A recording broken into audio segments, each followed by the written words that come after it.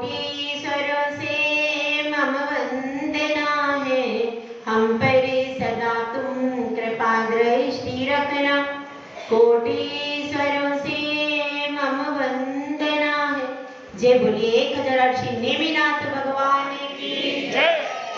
1008 जिन शासन नायक अमृत तीर्थंकर महावीर भगवान की जय। परम पूज्याचे श्री आदि सागर जी महाराज की जय। परम पूज्याचे श्री महावीर कीर्ति महाराज की जय। परम पूज्याचे श्री विमल सागर महाराज की जय। परम पूज्याचे श्री तप सम्राट सन्मति सागर महाराज की जय। परम पूज्य अध्यात्म योगी वासु सम्राट आचार्य गुरु सुंदर सागर महाराज की जय। जिनवाणी माता की अष्टानिका महापर्व की द्वारिका 44 श्रीमती माता जी की, द्वारिका संघ की जय। तो हमारी कहानी कैसी थी? अधूरी कहानी थी, है ना? क्या करें, हम अल्प ज्ञानी हैं तो हमारा ज्ञान भी कैसा है, कम है, तो हम अधूरा अधूरा आपको बताते हैं। आधा लड्डू रोज खिला देते हैं। अब आपने आधा खा लिया तो आधा खाने की इच्छा आपकी हो जाती है, इसलिए आप लोग वापिस आ जाते हो सभा में, तो हमको लालच दे दे करके बिठाना पड़ता है। तो अब क्या हो गया, हमारी कहानी अधूरी थी। उन जो समंतभद्र ब्रह्मचारी भैया थे, उन्होंने बहुत सारे लड्डू खा लिए। कहाँ पर? जहाँ पर वो जिन आराध्य के पास में थे वो उनके आराध्य नहीं थे, किसी और के आराध्य थे, लेकिन उस क्षुधा रोग के शमन हेतु वे वहां पर रहे थे। तो राजा ने खुला चैलेंज दे दिया है कि अब तो तुमको नमस्कार करना ही पड़ेगा, और केवल मेरे सामने नहीं, पूरी काशी नगरी का जन समुदाय खड़ा होगा। और उसके बाद, क्योंकि ये हमारे आराध्य हैं, ये हमारे पूज्य है, इन पर हमारी श्रद्धा टिकी है, इसलिए पूरी काशी नगरी खड़ी होगी। पूरी काशी नगरी में क्या पड़ गई? मुनादी पिटवा दी गई। वह पूरी नगरी के समुदाय के लोगों को बोल दिया, सबको आना है, और आकर के आज इस मंदिर के पास में पूरा नगर बैठेगा। पूरा नगर वहां जमा हो गया, सब लोग आ गए। घरों के घर में क्या लग गया? ताला। और क्योंकि राजा का आदेश है, तो राजा का आदेश टालने का मतलब क्या है? राजा के आदेश का टालने का मतलब है कोई भी दंड राजा दे सकता है। तो कुछ लोग तो देखने के लिए आए, लेकिन कुछ लोग दंड से बचने के लिए आ गए। पूरा सब मंदिर के बाहर सड़क तक चारों ओर क्या था? केवल जन समुदाय ही जन समुदाय दिखाई दे रहा था। पूरी नगरी के सब लोग आ गए, और उसमें जो जैन लोग थे, जिनको वस्तु स्थिति का पता था, वे भी आकर के सोच रहे हैं कि हे प्रभु, कुछ ऐसा अतिशय हो जाए कि जिससे ब्रह्मचारी भैया पर जो विपत्ति है वह टल जाए। ऐसा विचार कर रहे हैं, कुछ नमोकार मंत्र की जाप कर रहे हैं, और कुछ क्रोध में है कि इसने हमारे आराध्य का अपमान किया। तरह तरह के रंग हैं, जिस प्रकार से आप सब भी बैठे यहाँ हो, लेकिन अंदर का रंग दूसरा है, बाहर का रंग दूसरा है, और अंदर का रंग सबका अलग अलग है। कोई किसी रंग में है, कोई किसी रंग में है, कोई सबके राग के अलग अलग रंग हैं, और उस राग विभिन्न विभिन्न राग के रंग में सबका मन अलग अलग चल रहा है। लेकिन जिसने यहाँ बैठ कर के बैरागी रंग में अपने आप को रंग लिया, वह इस राग रंग के बंधन से छूट जाया करता है। तो समंतभद्र जो स्वामी थे, वह कवि भी थे, तार्किक भी थे, न्याय के भी विद्वान थे, और सब प्रकार संस्कृत भाषा के भी उत्कृष्ट कवि थे। सारे गुण उनमें थे, और इसके अलावा एक महागुण उनके पास था। कौन सा था भाई बताओ?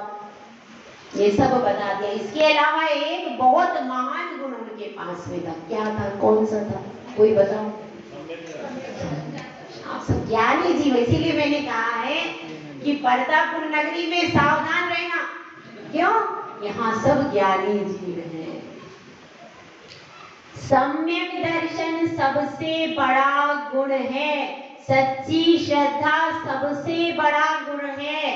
और जिसके पास सच्ची श्रद्धा हो, भले ही वह कवि ना हो, विद्वान ना हो, तार्किक ना हो, विद्वान कुछ भी ना हो, एक सामान्य सा बहुत ही गरीब श्रावक हो, तब भी जिसके हृदय में सच्ची श्रद्धा का दीप जला है, वह करोड़पति और अरबपति से भी ज्यादा धनवान होता है।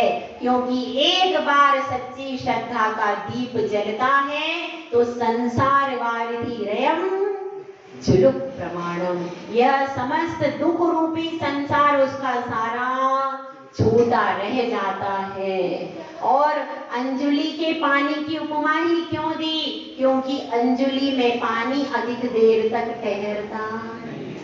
सोने के पात्र की उपमा देते इसलिए नहीं दी कि सोने के पात्र में तो पानी ठहर सकता है, लंबे समय तक भी ठहर सकता है, लेकिन अंजुली में पानी बहुत कम समय तक ठहर सकता है।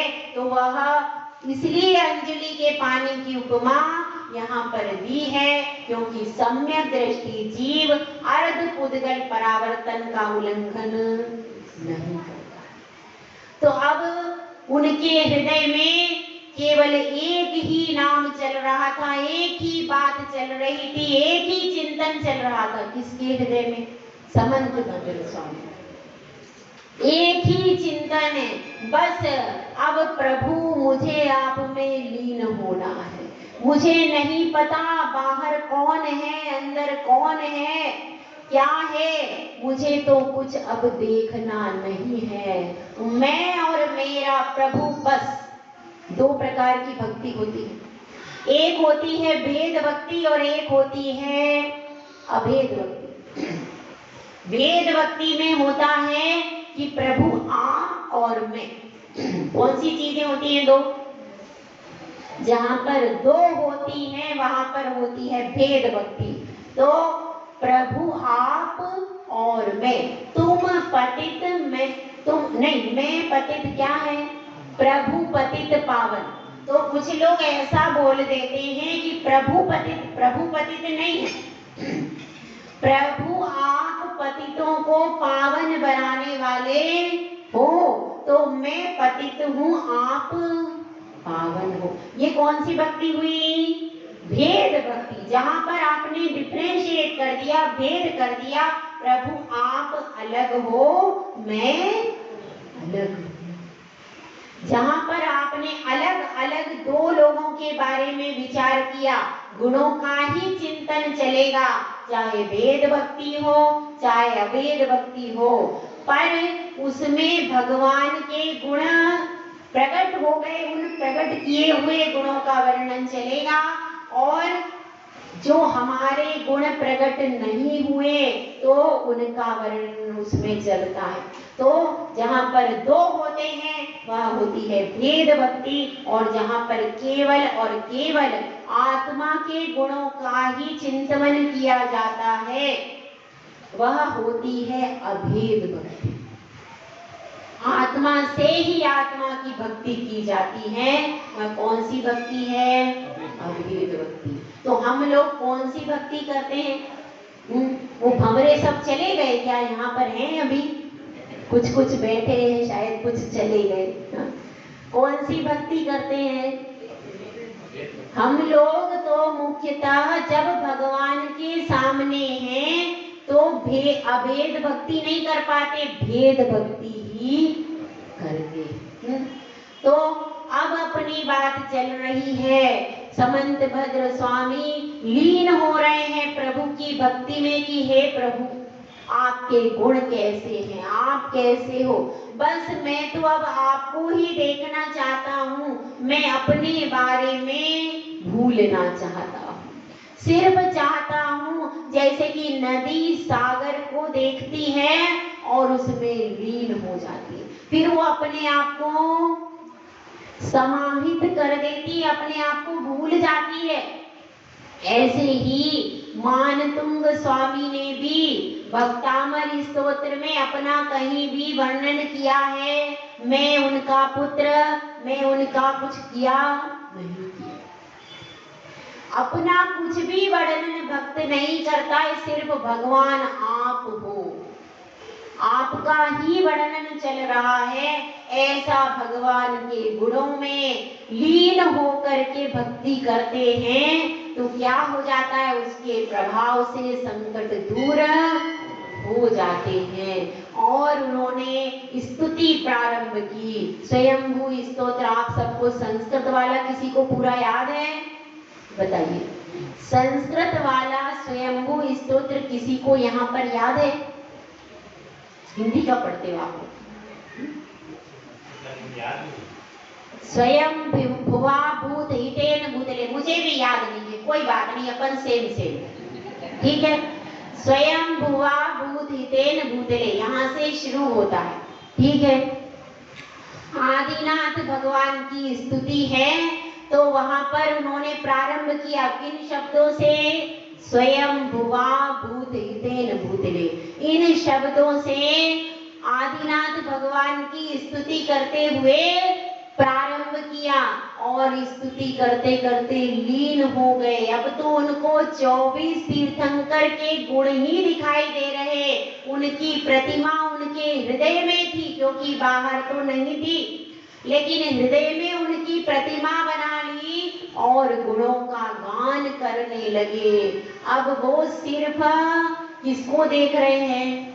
24 तीर्थंकरों को क्रम क्रम से पहले आदिनाथ भगवान का गुणगान किया, उसके बाद कौन से भगवान?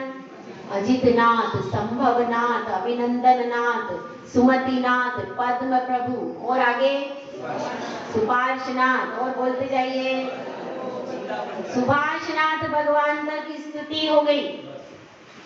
अब तक उन्होंने हाथ नहीं जोड़े, नमस्कार नहीं किया, ऐसे ही स्तुति कर रहे हैं, हाथों को नीचे ही रख करके। लेकिन जैसे ही चंदा प्रभु भगवान की स्तुति की, तो स्तुति करते करते सहज में ही शब्द आ गए, वंदे भिवंद्यम महता ऋषि। उसमें वंदना के शब्द जैसे ही उच्चरित हुए, हाथ अपने आप जुड़ गए और वह सम्यक दृष्टि जीव सच्ची श्रद्धा को मन में लिए था, उस श्रद्धा का दीप, उसकी ऊष्मा ऐसी हुई कि वह जो उनका आराध्य था, वह जो पिंडी थी, वह जो स्थान था, वह फट गई और उसमें से चंद्र प्रभु भगवान की स्फटिक मणि की बहुत सुंदर प्रतिमा, खड्गासन प्रतिमा प्रकट हो गई। आज भी वह स्थान आपको देखना हो तो देख सकते हैं, काशी में फटे महादेव के नाम से विख्यात है और उसको पिंडी पर अब भी जंजीरें बंधी हुई हैं और वह 2 टुकड़ों में विभक्त है। अन्य लोग इस बात को नहीं जानते कि उसमें से चंद्रप्रभ भगवान की बहुत सुंदर स्फटिक मणि की खड्गासन प्रतिमा मिली थी। वह तो यह जानते हैं कि यह कोई महादेव का चमत्कार है। जो असलियत है वह हम जानते हैं। और जैसे ही चंद्रप्रभ भगवान की प्रतिमा प्रकट हुई और जो राजा था उसने देखा, राजा का नाम क्या था? शिवकोटि। अभी तक मैंने बताया ही नहीं, शिवकोटि राजा था। और उसने फिर इस जिन धर्म की महिमा को देख करके जिन धर्म अंगीकार कर लिया। उसके साथ में कई सारे लोगों ने भी जिन धर्म अंगीकार कर लिया। इस तरह से उनके सम्यक दर्शन के कारण, सच्ची श्रद्धा के कारण क्या हुआ? जिन धर्म की बहुत सारी प्रभावना हुई।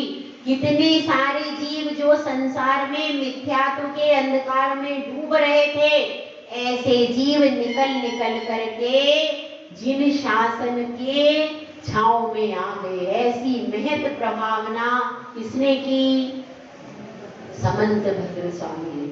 अब उसके बाद उन्होंने कहा कि गुरु ने कहा था अभी रोग शमन का उपाय करो, बाद में दीक्षा ले लेना।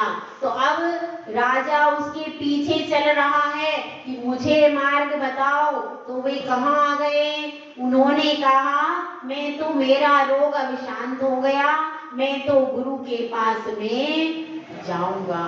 और वे अपने गुरु के पास में, यहाँ उत्तर भारत से कहाँ आ गए? दक्षिण भारत में उनके गुरु थे। दक्षिण भारत में अपने गुरु के पास में आकर के उन्होंने आलोचना की और आलोचना करके गुरुदेव से कहा कि गुरुदेव मेरा रोग अब शांत हो गया, अब मुझे पुनः निर्ग्रंथ जैनेश्वरी दीक्षा प्रदान कीजिए।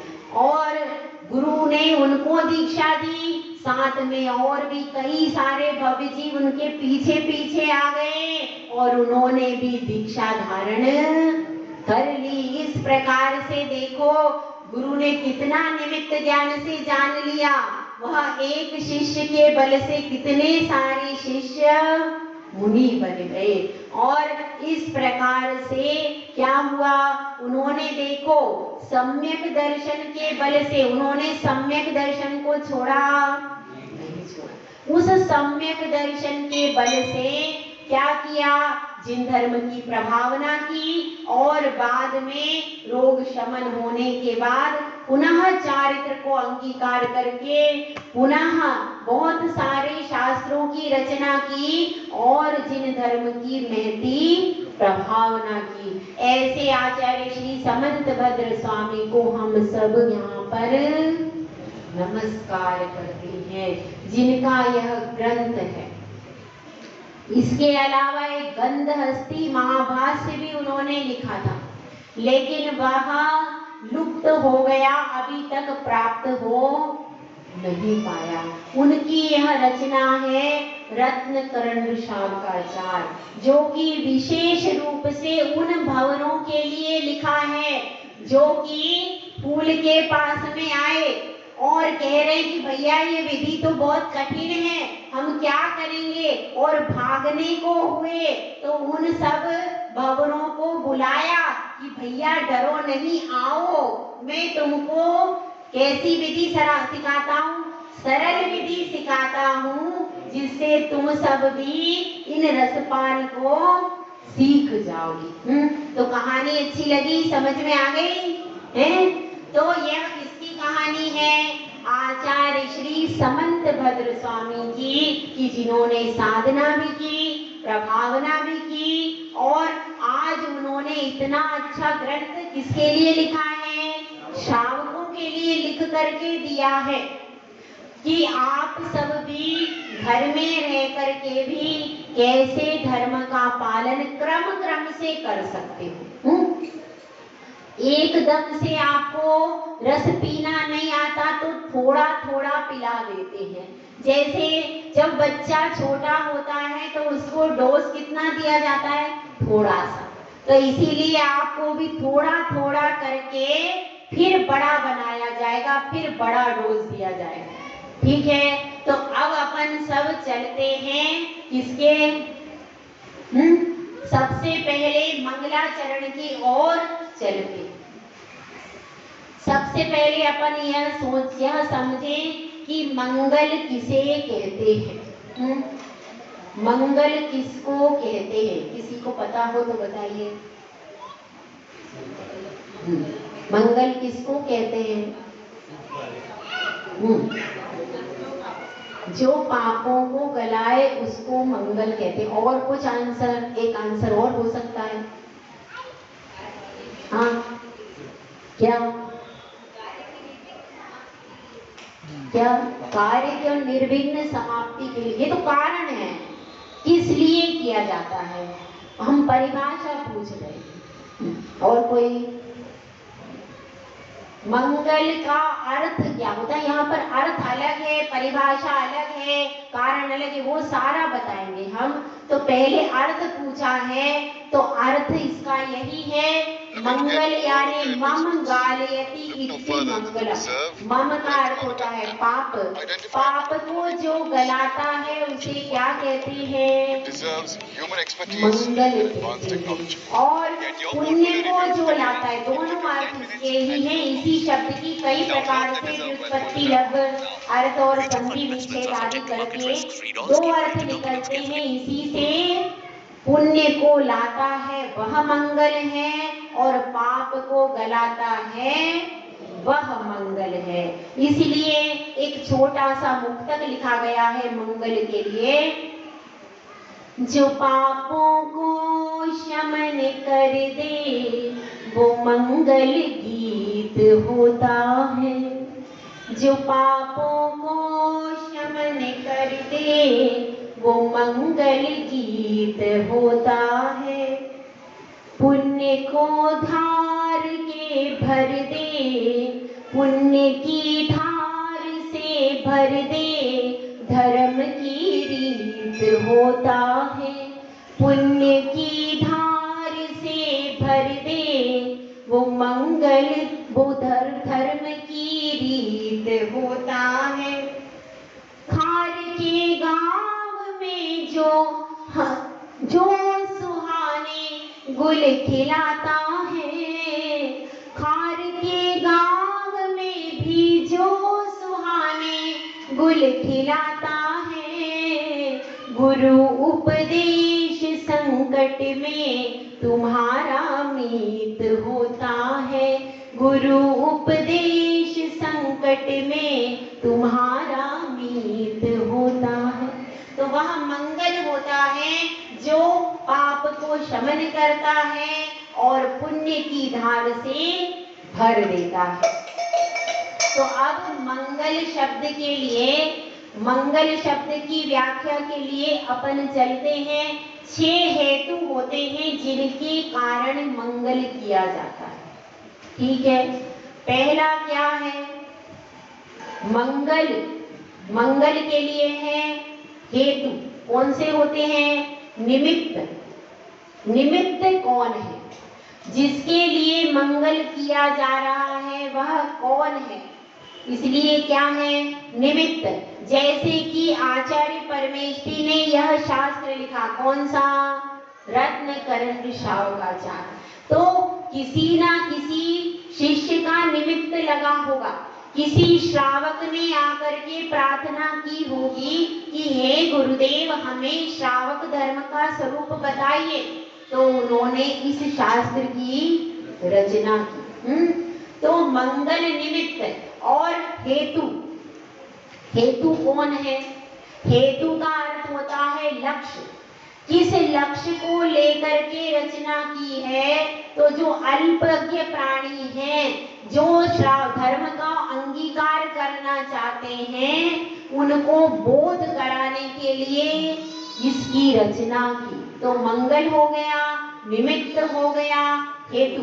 अब परिमाण, इस ग्रंथ का परिमाण यानी कितना बड़ा यह ग्रंथ है, कितना बड़ा है, 150 गाथाओं से सहित है, श्लोकों से सहित है। 150 श्लोक हैं और कितने अधिकार हैं, मुख्य रूप से 3 अधिकार हैं। पहला सम्यक दर्शन अधिकार, दूसरा सम्यक ज्ञान अधिकार और तीसरा सम्यक चारित्र अधिकार। ये क्या हो गया, परिमाण।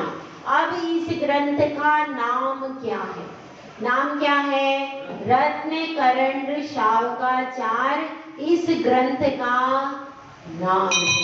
और इसके कर्ता कौन है, नहीं, आचार्य समंतभद्र स्वामी तो बाद में है। कहते पहले अनंत भगवान है, उसके बाद केवली सुध केवली, फिर गणधर देव, प्रतिगणधर देव, उसके बाद फिर आचार्य परमेष्ठी का नंबर आता है।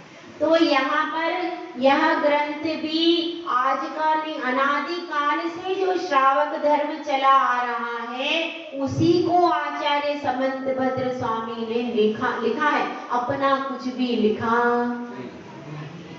तो इसलिए यहाँ पर समझना है, मंगल निमित्त हेतु परिमाण नाम और कर्ता। किसी भी ग्रंथ को प्रारंभ करने से पहले इन 6 बातों का ध्यान रखा जाता है। समझ में आया? तो ये 6 बातें पहले ही ध्यान में रखी जाती हैं, तब कोई आचार्य शास्त्र की रचना करते। तो मंगल के बारे में मैंने बता दिया, निमित्त भी बता दिया, हेतु, परिमाण, नाम और कर्ता, ये 6 बातों का ध्यान रखा जाता है। और 4 कारण होते हैं जिनके कारण मंगलाचरण किया जाता है। मंगलाचरण करने के 4 कारण होते हैं। पहला कारण क्या है? वो जो आपने बताया वो भी कारण है, वो आप कारण बता रहे थे। तो पहला कारण क्या है? निर्विघ्न समाप्ति तो है ही। पहला कारण है नास्तिकता का परिहार करने के लिए। नास्तिक और आस्तिक का मतलब क्या होता है? पहले तो आप नास्तिक क्या होता है, आस्तिक क्या होता है?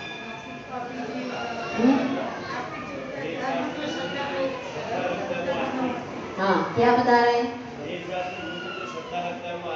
अच्छा, नास्तिक मिथ्या दृष्टि होता है वो नास्तिक। और कोई इधर से आंसर पीछे से?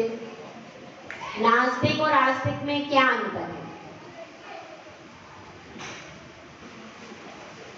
देखिए, नास्तिक का अर्थ है जो किसी भी धर्म को, किसी भी गुरु को, किसी भी देव को मानता ही नहीं है।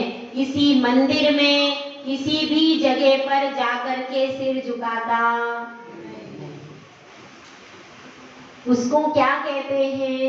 नास्तिक। वो कभी मंदिर में नहीं आता, वह कहता है कि मैं भगवान को मानता, मेरा कोई भगवान नहीं है, कोई प्रभु नहीं है, किसी को भी मानता नहीं है, गुरु किसी को नहीं मानता और जिनवाणी को भी मानता नहीं, किसी को भी नहीं मानता। खाली सच्चे देवशास्त्र गुरु नहीं, किसी भी धर्म के किसी भी देव को, किसी भी भगवान को जो मानता ही नहीं है, वह कहता है कि मैं ही सब कुछ हूँ, मुझे किसी की आराधना नहीं। वो कौन है? वो नास्तिक। जिस नाधन आस्तिक, जिसका कहीं भी श्रद्धान नहीं है, वो कौन है? नास्तिक। और जिसका कहीं भी श्रद्धान है, मतलब कहीं भी जाता है और किसी भी मंदिर में सिर झुकाता है, वह कौन हो गया? आस्तिक। ठीक है। तो अब बात यह चल रही है कि यहाँ पर मंगलाचरण करके हम पूज्य को नमस्कार कर देते हैं, मान लेते हैं किसको? कि हमारे लिए कोई पूज्य है। जितने भी हमारे शास्त्र हैं, ग्रंथ हैं, उनमें सब में पहले क्या करते हैं? नमस्कार होता है। नमोकार मंत्र में क्या है बताइए? सिर्फ नमस्कार, और कुछ है ही नहीं उसमें, कुछ और है? लेकिन यह नमस्कार भी बड़ा चमत्कारी होता है। केवल हमारे और सब ग्रंथ, सबके जितने भी अन्य संप्रदाय हैं, उनमें तरह तरह से गुणगान है, शुरू में ही गुणगान है, ऐसा ऐसा। हमारे यहाँ कुछ भी नहीं, सिर्फ नमस्कार। इसलिए क्योंकि नमस्कार भी बहुत ज्यादा महत्वपूर्ण है। तो अब अपनी बात चल रही है, आस्तिक कौन है? जो किसी को भी, किसी भी भगवान को मानता है, वह आस्तिक है। तो यहाँ पर सबसे पहले मंगलाचरण में नमस्कार कर लिया, इसका मतलब क्या है? आस्तिकता का परिचय, प्रमाण प्रस्तुत कर दिया कि हमारे आराध्य कौन है, यह पहले ही बता दिया। तो हम सब नास्तिक हैं कि आस्तिक हैं? बताइए। आस्तिक है। नास्तिक? यहाँ कोई नास्तिक तो नहीं बैठा भैया, इतनी बड़ी सभा है, यहाँ कोई नास्तिक नहीं है, सब आस्तिक। तो यहाँ पर क्या कारण बताया? नास्तिकता का परिहार करने के लिए मंगलाचरण किया जाता है। उसके बाद शिष्टाचार का पालन करने के लिए क्या किया जाता है? मंगलाचरण किया जाता है। और शिष्टाचार क्या होता है? घर में आप पूज्य, अपने से जो पूज्य हैं उनके अनुसार अपने आप बोलते हैं, उनकी बात को बीच में काटते नहीं। यदि वो कह रहे कोई बात, उनको जोर की आवाज में चिल्ला करके उत्तर नहीं देते हैं। जहाँ सभा लगी हो वहां पर शिष्ट तरीके से बैठते हैं और किसी भी प्रकार से ऐसी कोई गतिविधि नहीं करते हैं जिससे शिष्टता का उल्लंघन हो जाए। अपशब्दों का प्रयोग नहीं करते। ये सब क्या है? यह सब शिष्टाचार होता है। तो मंगलाचरण का अर्थ क्या हो गया? हमने शिष्टाचार, जो हमसे पूज्य हैं उनको नमस्कार कर लिया उनका, तो यह हो गया शिष्टाचार का परिपालन करने के लिए। और एक जो पीछे से बताया था, अब वो कौन सा है? ग्रंथ की निर्विघ्न समाप्ति के लिए क्या करते हैं? जब भी हम कोई कार्य शुरू करते हैं तो क्या हो जाता है? बीच में विघ्न कार्य पूरा नहीं हो पाता और इसके कारण हम शुरुआत भी कर लेते हैं और मध्य तक पहुंच गए, लेकिन अंत होने वाला था और इतने में कोई विघ्न आ गया और सारा कार्य वहीं पे धरा रह गया। ऐसा होता है आप लोगों के जीवन में किसी के कि नहीं होता? कभी हुआ होगा जीवन में कभी कि पूरी मेहनत कर ली, पूरी तैयारी कर ली और क्या हो गया? एग्जाम की डेट आ गई, बच्चा पूरा तैयार है, एकदम से बीमार हो गया। क्या हुआ? विघ्न आ गया, परीक्षा दे नहीं पाया। अब क्या होगा? मेरिट में आने वाला बच्चा भी रह गया। क्यों? क्योंकि उस समय उसको विघ्न आ गया, परीक्षा दे नहीं पाया। आप बहुत अच्छे से क्या कर रहे? बहुत अच्छे से उपवास कर रहे थे, बहुत अच्छी साधना आपकी चल रही थी, लेकिन अचानक बीच में कह दिया कि भैया आपके घर पे पुत्र रत्न आ गया। फिर क्या हो गया? पुत्र रत्न तो आ गया, उसके साथ सूतक भी पीछे पीछे आ गया। अब क्या करोगे? अब आप पूजा जाप विधान इसमें बैठ, पीछे से बैठ जाओ जाकर। होता है कि नहीं? तो अब क्या हो जाता है? तो यह निर्विघ्न समाप्ति बहुत ज्यादा जरूरी है। हम प्रारंभ तो बहुत सारे लोग कर लेते हैं। 3 प्रकार के लोग होते हैं दुनिया में। एक तो वो होते हैं, ये आत्मानुशासन ग्रंथ में आया, एक तो वो होते हैं जो कार्य को प्रारंभ कर लेते हैं। Well beginning is half work is done, ऐसा कहते। क्या कहते हैं? Well beginning is half work is done. यदि आपकी बिगिनिंग बहुत अच्छी हो गई, first impression is last impression, यदि आपकी शुरुआत बहुत अच्छी हो गई तो फिर आपका कार्य बहुत अच्छा हो जाएगा। तो लोग वेल बिगिनिंग कर लेते हैं, उसके बाद फिर क्या करते हैं? फिर मध्य में आकर के क्या हो जाता है? एकदम से कोई परेशानी खड़ी हो जाती है, तो फिर क्या करते हैं? अब यह कार्य करना नहीं है, मध्य में ही कार्य को छोड़ देते हैं। तो ऐसे पहले वाले लोग हो गए जिन्होंने कार्य की शुरुआत तो अच्छी की लेकिन बीच में हार गए। उसके बाद 2 और भी होते हैं जिन्होंने बिगिनिंग अच्छी की, बीच के संकटों को भी विदा कर दिया, लेकिन जब अंत में हाथी की पूंछ ही रह गई थी, हाथी पूरा निकल गया था लेकिन एकदम पूंछ में ही बड़ी झाड़ी आ गई और पूंछ उसमें फंस गई। अब क्या करें? अब पूंछ फंस गई तो क्या हुआ? ऐसा ही हमारे साथ भी होता है। पूरा मकान बन करके तैयार हो गया और एकदम से क्या हो गया, किवाड़ लगने बाकी थे, एकदम से घाटा हो गया। अब क्या करें? अब वह मकान तैयार है, कारीगर तैयार है, लेकिन हमको अब हमारे पास धन नहीं बचा। मध्य क्या बिल्कुल एंड में आकर के जो कि हिम्मत हार करके चले जाते हैं, कहते हैं कि किनारे पर ही मेरी नैया डूब गई और अब मैं मझधार से तो निकल कर आ गया था, लेकिन किनारे पर ही नैया डूब जाती है। तो अब वो एक इस प्रकार के होते हैं जिनकी नाव किनारे पर आकर के डूब जाती है। तो हमको क्या इसीलिए मंगलाचरण करते हैं कि बिगिनिंग भी बेल हो जाए, मध्य के संकट भी दूर हो जाए और अंत के संकट भी दूर हो जाए।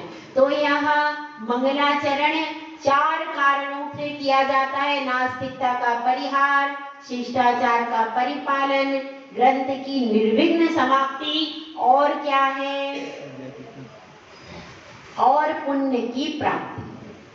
पुण्य की प्राप्ति के लिए, क्योंकि वह पुण्य है जो हमारे रोगों का शमन करता है। हमारे लिए पूजा, यदि आपका पुण्य नहीं है तो आप विधान में बैठ ही नहीं सकते। कुछ ना कुछ ऐसा कारण बन जाएगा कि आप विधान में बैठ नहीं पाओगे। पुण्यशाली जीव ही जिन मंदिर में भगवान के दर्शन कर पाते, जिनका पुण्य नहीं है वह तो दर्शन भी कर नहीं पाते। तो हम तो मंगलाचरण किया गया है और मंगलाचरण के द्वारा उन्होंने अपने सारे संकटों को विदा कर दिया। और यदि हम भी मंगलाचरण करते हैं तो क्या होगा, हमारे भी संकट विदा करने का माध्यम क्या है, मंगलाचरण ही संकट को विदा करने का माध्यम है। इसीलिए मंगलाष्टक पढ़ते हैं आप लोग। सबसे पहले मंगलाष्टक पढ़ते हैं। कोई भी पूजा शुरू करने, अभिषेक के पहले मंगलाष्टक क्यों पढ़ते, इसीलिए कि इससे हमारे पापों का प्रक्षालन हो जाए, पुण्य बढ़ना चालू हो जाए और हमारे मन वचन काय से हम पूजा कर सके। वह मंगलाष्टक प्रारंभ में इसीलिए रखा है और केवल वह भगवान की पूजा के लिए नहीं है। पूजा तो आप करते हो मंगलाष्टक से, लेकिन वह मंगलाष्टक से न जाने कितने कितने आपके लौकिक संकट भी चुपचाप विदा हो जाते हैं। चुपचाप वह उस मंगल ध्वनि को सुन करके चुपचाप सारे पाप कहाँ चले जाते हैं, दूर से ही चले जाते हैं। इसलिए मंगलाष्टक प्रारंभ में पढ़ने का विधान बताया। जिनागम की जितनी भी चीजें हैं वह कोई भी बिना हेतु के नहीं है। शास्त्र के प्रारंभ में मंगलाचरण करो, अभिषेक के प्रारंभ में मंगलाष्टक करो और पूजा के प्रारंभ में पूरा नमोकार मंत्र का मंगल करो, उसके बाद पूजा प्रारंभ होती है। यह सारी विधि है जिसके द्वारा हम 3 बार अपने पापों को दूर दूर कर देते हैं और फिर आनंद से भगवान की पूजा करते हैं। तो ऐसे ही यह मंगलाचरण का समझा आपने, मंगल का अर्थ समझा, फिर 6 हेतु, जिन 6 बातों के कारण मंगलाचरण किया जाता है, और दूसरा क्या है, नास्तिकता का, और 4 कारण के बारे में समझ लिया। अब कल हम इसको देखेंगे कि 3 और मंगल और भी प्रकार से किया जाता है। 3 प्रकार का और मंगल होता है। अभी मंगल की ही चर्चा चलेगी, कल फिर मंगल की ही चर्चा चलेगी और उसमें आपको एक बहुत अच्छी कहानी सुनाएंगे।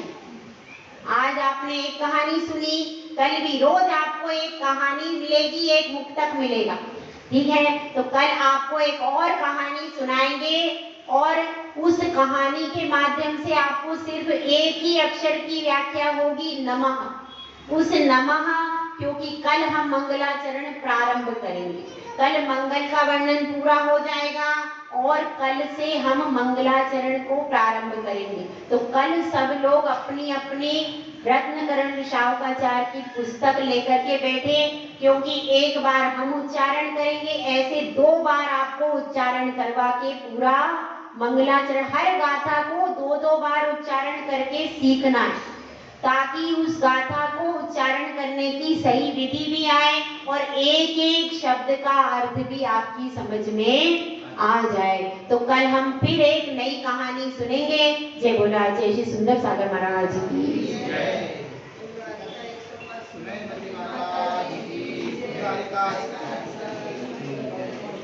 हेलो ओ 18वें नंबर की पूजा स्थापना के लिए इधर आ जाएं। 3 पूजाएं और होंगी। हाँ हेलो।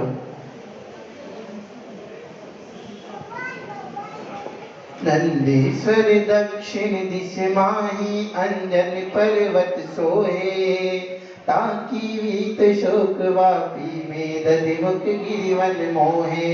तापर श्री दिन भवन अकर्तिम सुरपति पूजन आवे, शक्तिहीन मदिन ग्रमाई जिन पद को शिर नावे। स्थापना करें।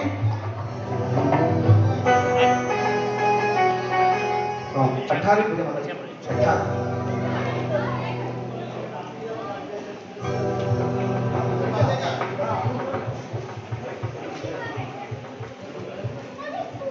ओम ह्रीं श्री नंदीश्वर देव हाँ स्थापना दक्षिण करें।